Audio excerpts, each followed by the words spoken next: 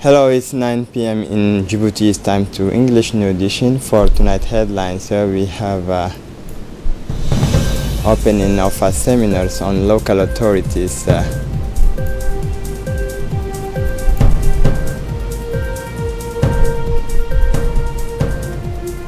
National Human Rights Commissions and UNFPA organize a workshop to popularize the recommendations for the periodic review.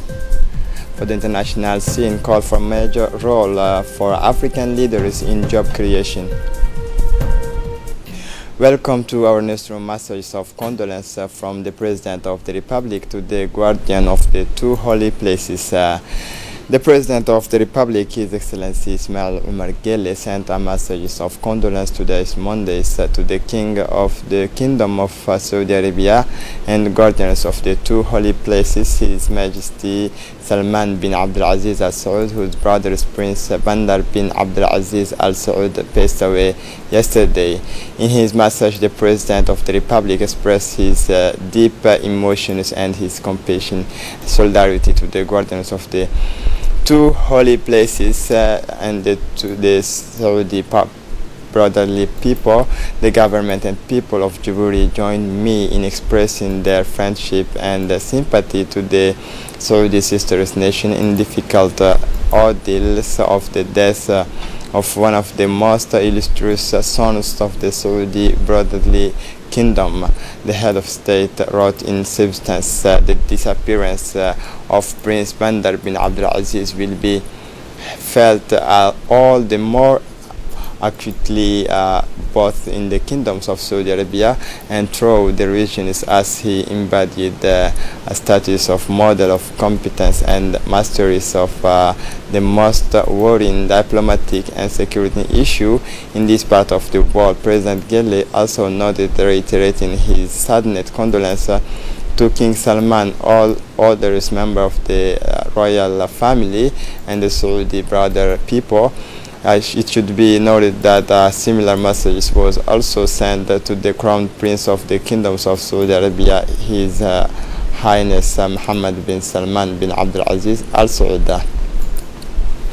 Seminars on the preparations and execution of the budget of local authority opened today at INAP. This seminar, chaired by the Minister of the Budget Abdul Karim Adan, chair, saw the participation of the Secretary of State for Decentralization, His Excellency Hamadou Mohamed Aramis, the Minister of Labor in charge of Reform of Administration, Isman Ibrahim Roble, also present at the head of these ministries, and the President of the Regional Councils of the 5 interior region. This seminar, which opened this mornings, will continue until August 1st. The aim is to set up a methodology for drawing up and implement a budget for local authority, which will now manage all tax of revenue locally. The financial management of this revenue will now be the responsibility of the regional councils of the interior region. Speaking during these meetings, the Director General of INAP welcomed the member of the government and the participant. For his part, the Minister of Labor in charge of Reform Administration, Isman Ibrahim Roble, took the floor and indicated that this seminar, which opened this morning, will continue until August 1st. The aim is to set up a methodology for drawing up and implement a budget for local authorities, which will now manage all tax revenue locally. The financial management of this revenue will now be the responsibility of the regional council and the interior regions. For his part, the Secretary of State for Decentralization, His Excellency Hamadou Mohamed Aramis, has indicated the aim is to set up a methodology for drawing up and implementing a budget for local authority, which will now manage all tax revenue locally. The financial management of this revenue will now be the responsibility of the regional council and the interior regions. The Minister of Budget, His Excellency Abdul Karim Aden Sher, has explained the aim is to set up a methodology for driving up and implementing a budget for local authority which will now manage all tax revenue locally. The financial management of this revenue will now be the responsibility of the interior regions. The Minister of Labour in charge of Reform Administration, Ismail Ibrahim Roble, received the UNHCR representative in Djibouti, Mr. Abdoulaye Bari, accompanied by Ms. Awo de Crownwell, administrators in charge of the Global Framework for Actions for Refugees. This meeting is part of the process of making contact with UN institutions. During this interview, several points concerning the refugee situation were discussed, including the employability of refugees. The UNHCR representative recalled that the Republic of Djibouti is one of the major countries hosting a large number of the refugees. He also described the Republic as a model countries for the integration of refugees. He added that UNHCR is sensitizing technical and financial partners and donors countries to support the Republic of Djibouti in order to ease the burdens of keeping refugees in the country. For his part, the Minister of Labour, Ismail Ibrahim Roble, is readiness to continue the collaboration between the ministerial department and the UNHCR. The minister is leading the reflections so that refugees benefit from specific measures flying their employability. The National Human Rights Commission is in collaboration with the United Nations Fund for Populations yesterday organized a workshop on popularization recommendation on universal periodic review yesterday in the People's Palace. This workshop will enable the European organization to take the status of follow-up to the periodic productive review of human rights in order to take over the recommendations of the right to productive bodily health. It is the duty of the CNDH Commission is to alert and remind these concerned organizations to ensure that the recommendations made are implemented. The Universal Periodic Review is a unique and practical human rights mechanism. It is universal. All 193 members, UN member states are subject to it. It's periodic. Each state is reviewed every 4 to 5 years, and it is a peer review where states have their human rights records reviewed by other member states.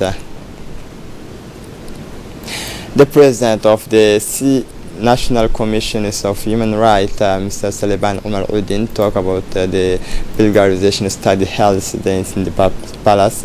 He also indicated that this workshop is being launched in 2006 and that currently it is third cycle. The Universal Periodic Review is an opportunity for each state to declare the actions they have taken to improve the human rights situations on their territory and to fulfill their obligations. Djibouti continues to make positive progress. The growth rate of the Republic of Djibouti is estimated at 7% this year compared to 4% in 2017, 6% in 2018, according to World Bank projections made last April's growth should be driven by report, transport and logistic services supported by port sectors that are at the head of the country's development model.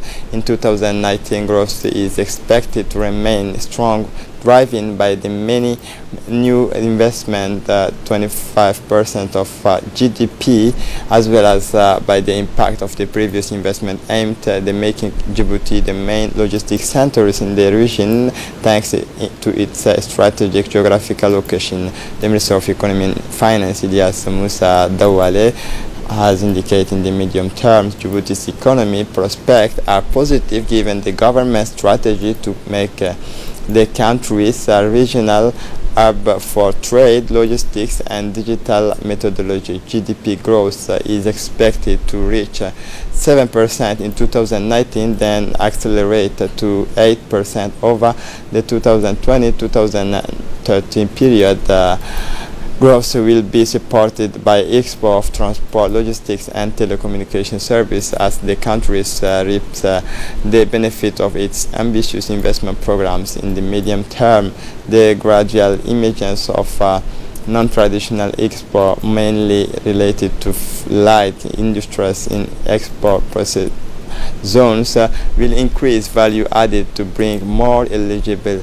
The government will continue to consolidate the state fiscal room for maneuver, improve the business environment, and to promote the middle enterprises, small and middle enterprises, strengthen public financial management, among other things, elements that will be help to achieve the double-digit growth target. The Minister of Economy and Finance, Ilyas Moussa Dawale, say Djibouti is in order to move to and become a middle-income country, has adopted a national strategy called Djibouti Vision 2035, with a single long-term objectives to make Djibouti an emissions nation by 2035, and in the short terms to meet the challenges of accelerating growth and promoting employment. The Ministry of Justice, with the support of the International Organization for Migration, organized an awareness raising workshop on 28 July on combating the treaty of human orders and the illegal traffic of migrants. This activity is part of the implementations of the Ministry of Justice national strategy to fight trafficking in person and illicit trafficking. The workshop was opened with the welcome remarks by Mr. Ahmed Ali Sheikh, Vice President of the Obor Regional Council, participants from the Regional Council, the Prefectures, the Ministry of Health, the Coast Guard, Police, Gender, and the Ministry of Women and Family. NGOs such as the UNFT and civil society took part in this workshop.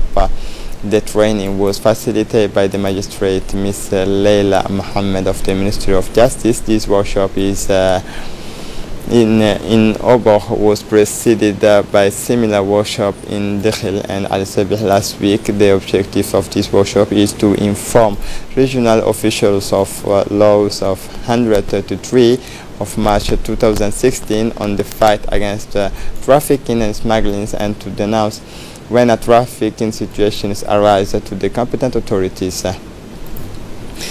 As part of the summer tournament, the Secretary of State for Youth and Sport, Jura Sub-Director, is led by the Deputy Director Muhammad Ali Ibrahim, traveled to Durra to launch the opening match kickoff in the villages platforms initiated by the Tajura's Sub-Directorate. This tournament was attended by dozens of localities in Durra's sub-prefecture, namely Balho, Malaho, Hagande, Ot'oy, Buya, Madgul, Margoita, Andaba, Dabrima, and Daimuli, Dubti, and Dora village. This is the first time such an event has taken place in this village located in the northern part of Tajura region.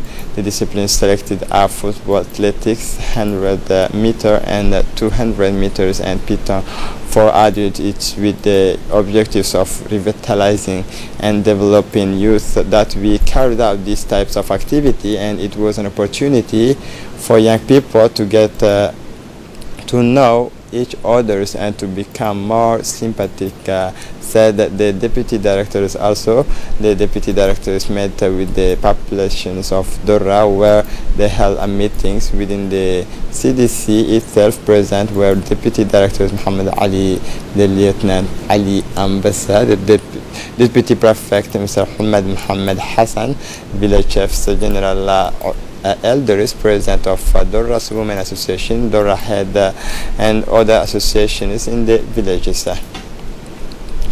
For the international scene, African governments are invited to play a major role in creating jobs on the African continent. The call was made by the president of the African Development Bank at the 5th Tony Elumelu Foundation's Entrepreneurship Forum in Lagos, Nigeria. On Saturdays, we have market failures. The current market system does not provide them with financing populations of Africa, and you have government that did not play their role enough, and that is why we have so many unemployed people. What we want to propose today is that it's time for African African government to start moving toward youth empowerment, youth investment, accused Adesina, president of the African Development Bank, forums that also allowed Paul Kagame, the Rwandan president, to present his visions of Africa and to express himself on employment issue. If you have knowledge, if you have invested in a skill, if you invest in infrastructure, what will we do with that if what follows is to create a company? It is to do business, it is creativity and innovations of people that must be put at stake, like him, the president of Senegal, Kenya, and the Democratic Republic of Congo spoke at this largest gathering of African entrepreneurship this year's Tony Elumelu Forum focused on building the capacity of African entrepreneurs. This is it for the news. Thanks for watching us.